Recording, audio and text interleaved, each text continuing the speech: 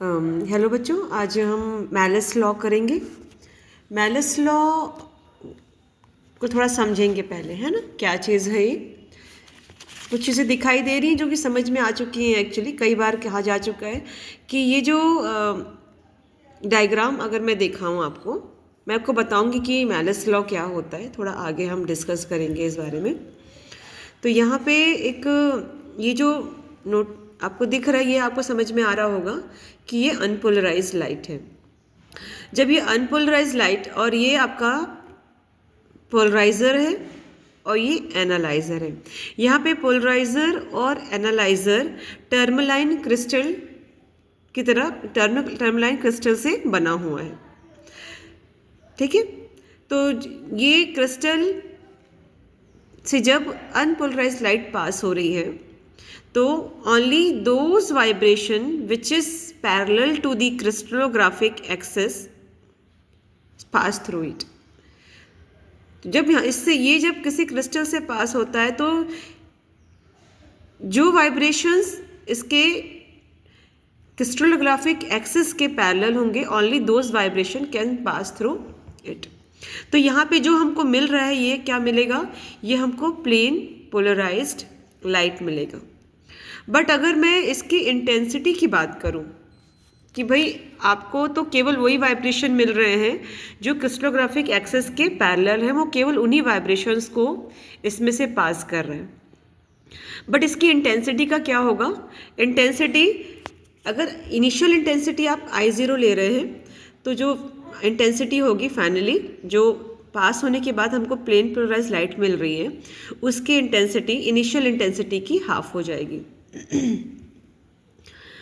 जब यही light plane polariser आप एनालाइजर से पास होगा, ये क्या है, एनालाइजर है, which is made up of same tourmaline crystal.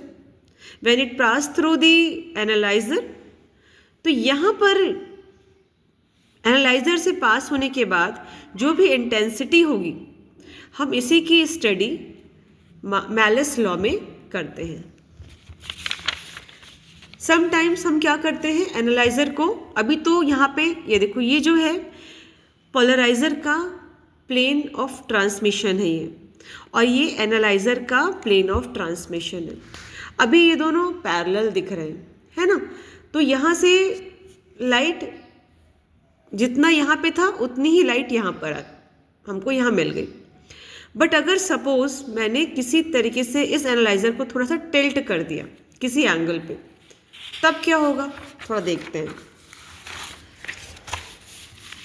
जैसे सपोज मैंने अगेन वही डायग्राम बनाया है जो पीछे है, बस थोड़ा डिफरेंस ये है, जैसे यहाँ पे ये अनपोलराइज्ड लाइट है, थोड़ा कट गया है, ये आपका पोलराइजर है, ठीक है।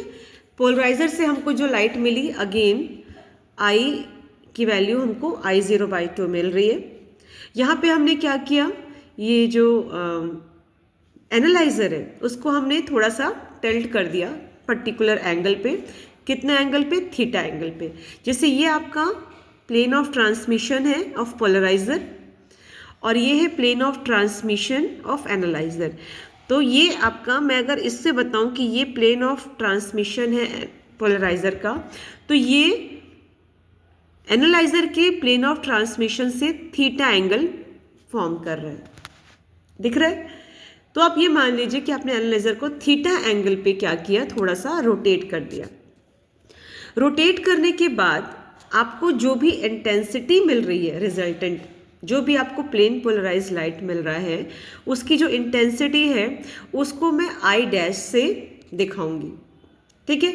यहाँ पे चूंकि ये, अगर हम ये मान लें कि जो लाइट आपको मिली फ्रॉम पोलराइजर, उसका एम्पलीट्यूड क्या था, A था, और जब A एम्पलीट्यूड का लाइट जब इससे पास हुआ, पोलराइजर आपके एनालाइजर से जब पास हुआ, तो यहाँ पे हमको दो कंपोनेंट मिलेंगे।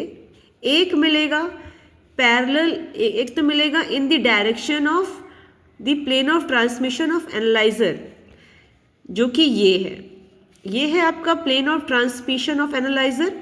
तो उसकी डायरेक्शन में हमको एम्पलीट्यूड का जो कंपोनेंट मिलेगा, that will be A cos theta, और perpendicular to the plane of transmission of the analyser will be A sin theta.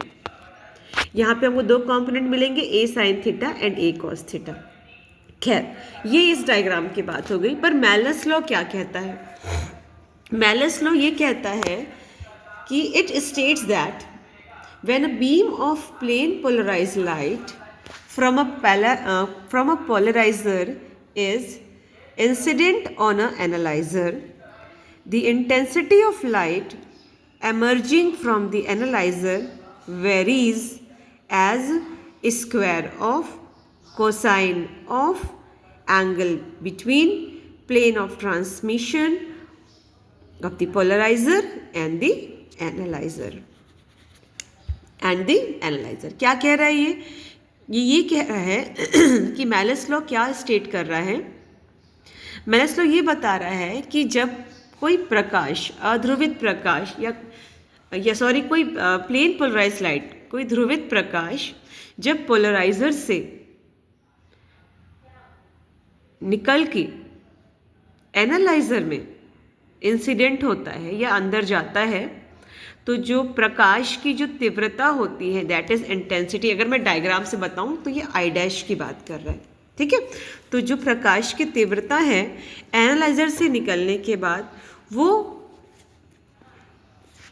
किस पे निर्भर करती है? दैट, और उसकी वैल्यू क्या होती है? उसकी वैल्यू होती है cos square theta, square of the cosine of the angle between the plane of transmission of the polarizer and the analyzer।